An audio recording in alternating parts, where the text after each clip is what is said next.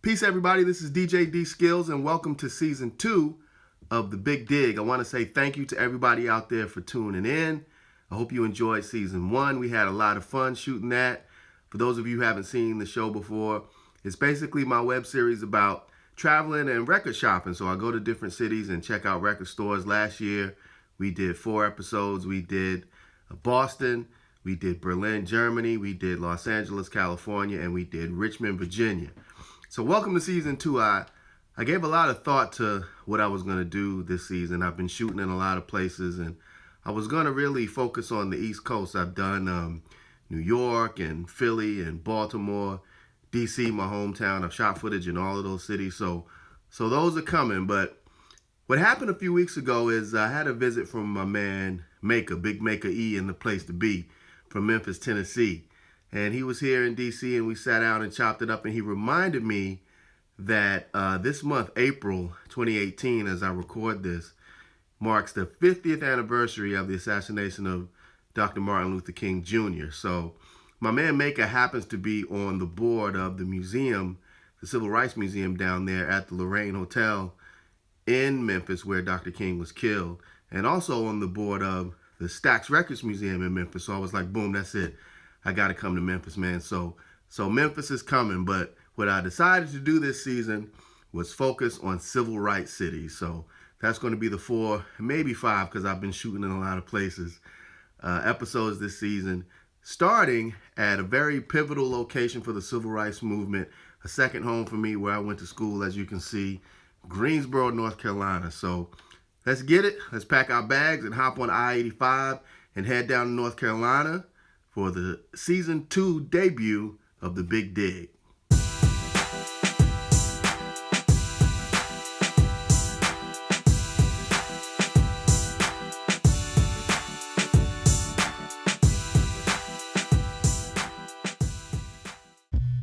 Welcome to Greensboro, North Carolina's 3rd largest city and the anchor of the Piedmont Triad, which consists of Greensboro, Winston-Salem, and High Point.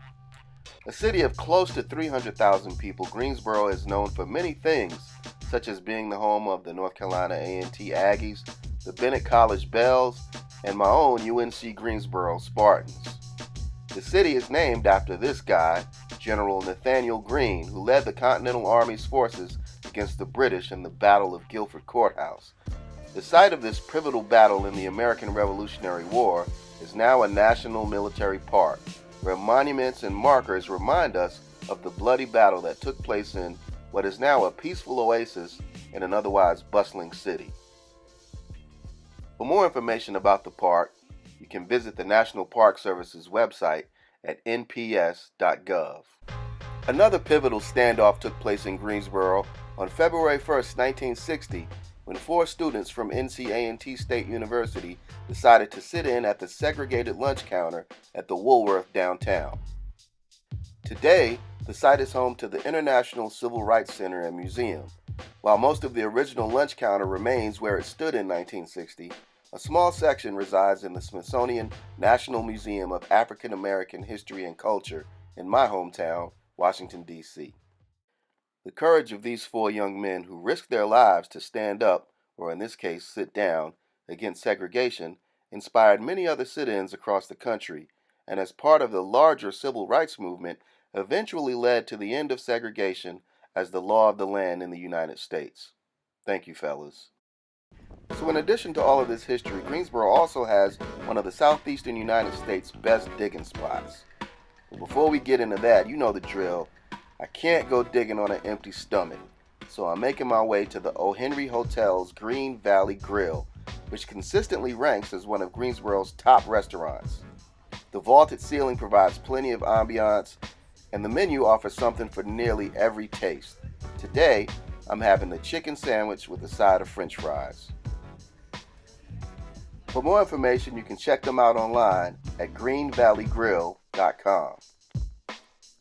Alright, I need to walk that off, so I'm heading over to my alma mater, UNC Greensboro, for a stroll down the graduate walk. I always have trouble finding my brick. Let's see, I graduated in 98, and there it is on the left. Just a few steps from here is the Graham Building, where I studied geography as an undergraduate. I also spent a lot of time here at the campus radio station WUAG, the Music 103.1 FM. The station isn't in the same location as it was in the 90s when I was a student, but it's good to see the station and its extensive CD collection are still alive and well. Check them out online if you get a chance at wuag.net. Alright, all that reminiscing has me ready to do some digging, so I'm heading over to Remember When Records to get my dig on. Now, Remember When, I think, is the biggest record store in the Carolinas and one of the best in the Southeast. As you can see, they've got lots of records, tons of R&B, soul, and classic rock albums, as well as hip-hop, jazz, and classical. It's mostly albums, but some 12-inch singles too, as well as CDs, tapes, and videos. Lots of VHS tapes, and 7-inch 45 RPM singles as well. They even have a few turntables for sale. So here to tell you more about the store is my man John, the store's owner. Alright, I'm here in good old Greensboro, North Carolina at Remember When Records with my man, it's John, right? Right. Store owner? Yep. So how long have you guys been in business? I seem to remember shopping at a different location down, was it near ACOC you guys used to be years ago? We started in '89 and we were there for a few years, but I think we've been in this location since '95. Okay, so the location near ACOC was the first one, Mm-hmm. and it's just been that one and this one. We've started our 29th year now. Great. And the late 80s, early 90s, we bought out stores, we bought out distributors. We got like 15, 20, 30,000 records. Yeah, I see those peaches crates over there. Yeah, and we just boxed them up and put them in the warehouse. And so we're still 20 years behind. We probably have about 150,000 records in the store. Wow. Probably have 7 or 8, 10,000 videos, probably about the same on CDs, but you really only see about a fourth of our inventory. Unbelievable. Only a fourth of the inventory is actually inside the store, meaning they still have 3 times as much stuff in storage, so they shouldn't be running out of product anytime soon. Be sure to stop by when you're in town and check in with John. He's very friendly, and we'll be happy to show you around the store and may even show you some of the rare and hard to find records he's got in stock. No website, so you just have to stop by the store. It's at 2901 Gate City Boulevard. That used to be High Point Road for all my old school heads. Speaking of old school, before I head back to DC, I'm heading down I-85 to Charlotte, North Carolina to check out my man DJ Polo and the midday mix on Old School 105.3 FM. Now, between his radio show during the day, recording studio in the evening, and club gigs at night, Polo can be a hard dude to catch up with, but I managed to squeeze in a few minutes after an early morning breakfast at IHOP to talk about his 30-plus years in the music industry. So here's the man himself, the incredible DJ Polo. I am down here in Greensboro, NC with my man, my mentor, the big dog Pitbull. He got me out here at 5:39 a.m. This is the only time I can catch you, son. You stay working too much. I just woke back up after my eggs. After a nap on the highway. It's the only way to do it, man. None of this is making it. What's good, man? What's good with you? We starting over. Oh, that was supposed to have that in the interview, man. You've been DJing since 79? Started in 79. 79. You know how I was in 79? I was 5 years old. Hey, man. At least you was born. You know, a lot of cats right now weren't even born in 79, man. You know? That's very true. You know, started DJing before they were born. You know, and I'm DJing, I'm rocking for them right now, too. Rocking for people my age. I'm rocking for people that weren't even born in 79. Hey, That's how we do it. You're an ageless wonder, man. So, real quick, man. So, how did you get your start? I seem to remember some Polo disco stamps on some records back in the day in the studio. Back before that, man. Oh wow, okay. I don't think I've even heard this. Let's have it. This, man. My brother was a DJ, man. I got an older brother. My oldest brother, Lenny G. He was a DJ, man. You know, he spent at this club called Mr. D's in Durham, Bull City. Bull City, yeah. And that's where you're from originally, right? Originally from Durham, North Carolina. Yeah. Bull City, Carolina native. Anyway, he was running the club. It just happened several nights, but just say one night he was running the club and he had to work the front door as well because he was doing everything. Somebody had to play the music. You know, I was very young. How old was I? I don't know. 14. Let's say 14. Yeah, let's just say 14, whether or not it's true. 14. That sound about right. Okay, we'll go with 14. Anyway, he just threw me out there, man. And in 79. 79 threw me out there. And then after that, you saw the drawings of the polo, disco stuff, all that. That was. But that was a crew that you was with, though, that right? Was Polo Disco. That's where the name DJ Polo come from. Actually, I was White 21. We all went by our last names, and we had numbers and all that from sports, playing sports and stuff like that. Okay, thanks for explaining that, because I was scared to ask. Yeah. So, White 21, a member of Polo Disco DJ crew. That's how it started. Taking it back. You look like like it hurt a little bit. It hurt, man. It hurt. Then you go back there. So how many cats was in this Polo Disco crew? It was about 4 or 5, man. You know, it was different crews back in the day, man. You know, Strike Force, Wizard of Sounds, Polo Disco, all kinds of names and stuff. I finally left Durham. I went to college, and I took the polo with me, man. Is that NCA&T here in Greensboro? No, I was on a college tour. That's a whole nother story. That's part 2. First, we took off to Elizabeth City State University. Wow, okay, I don't think I knew that either. Yeah, he didn't know that. He also didn't know how to basketball scholarship. I was still playing basketball at Elizabeth City State University. Shout out to Coach Vaughn and the whole crew. Somebody said North Carolina A&T gonna take some walk-ons next year, man. You need to come on out there. Plus, you can DJ out there, man. The city is popping. Like, okay, Greensboro, North Carolina, huh? Never been there.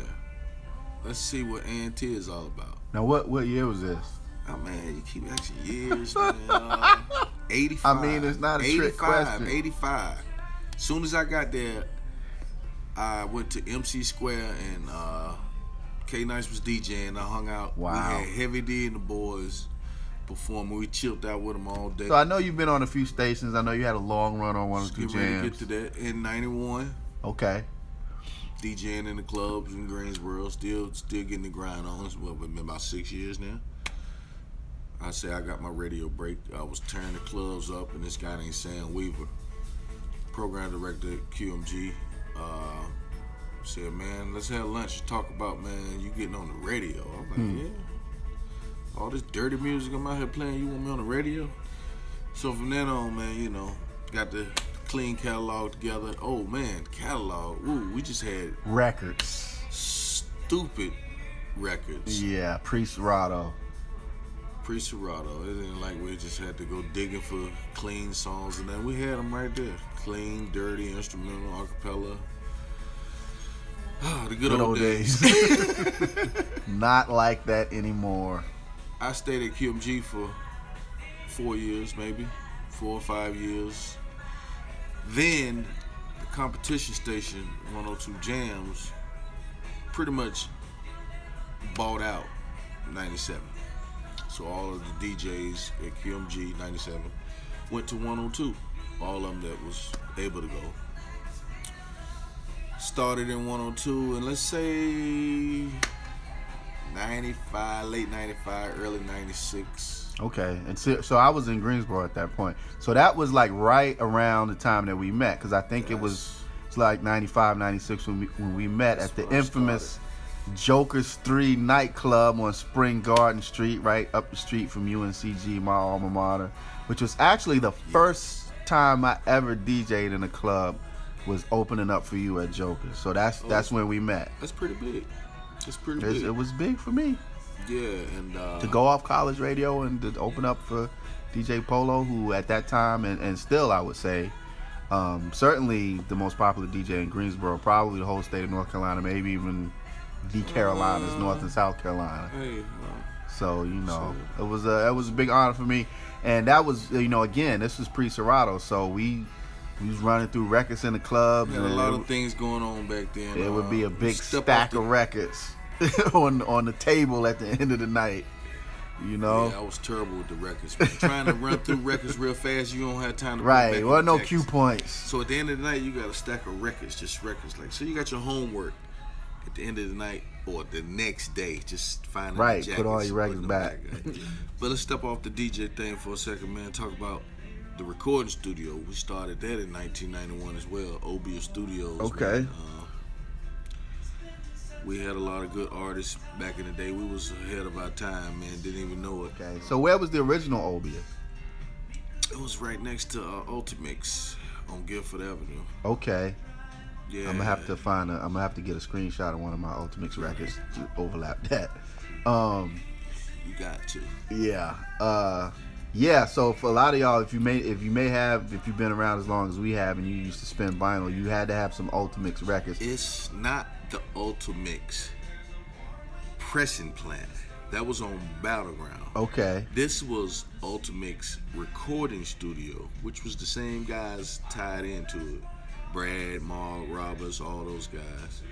Same guys, but it was a recording studio and it was a pressing plant. So the studio and the plant were both in Greensboro. Yes. So that's what I was gonna say. Any of you cats that didn't know that, if you look at the label on your old Ultimix records, if you never read them, Greensboro, North Carolina. Now I'm rocking with old school 105.3 in Charlotte, North Carolina, and 92.7 The Block, hip hop station in Charlotte. Okay. Obia Studios is still living and well. Right now we're going, what's this year? 2017 plus 9. We got 26 years in the business. Wow. In recording. Real quick, is there anything you want to say about Fubu Radio before we wrap up? Fubu Radio's next big thing coming up. You want to watch out for it, man. Actually, you can get the Fubu app. It's gonna be on all the phones. We're all affiliated with it. We got mixes on it, and I'm programming all the music on it right now, so you know it's hot. Sounds good, man. Well, appreciate you taking the time. You know how we do. It's nothing but family. It's nothing but love. I'm gonna let you get back to sleep. I know you got a long drive back to Charlotte. You're still in the borough, 6 o'clock in the morning. I told you it was gonna be 6 o'clock before we got through eating. So appreciate the time, man. I'll see you in them streets. 6:15. I'll holler at you soon. All right, big up to my man DJ Polo for sitting down and chopping it up with me. And before I head back to DC, I can't leave Greensboro without hitting up my favorite burger spot, Cookout. They've got some of the best burgers in town and some of the best milkshakes too. I always get a cheeseburger with fries, onion rings, and an Oreo shake. Man, talk about some good eating. So there you have it. That wraps up my journey through Aggie Land. Thank you for coming along with me and sampling some of the history that Greensboro has to offer. Until next time, this is DJ D-Skillz for The Big Dig signing off. Peace.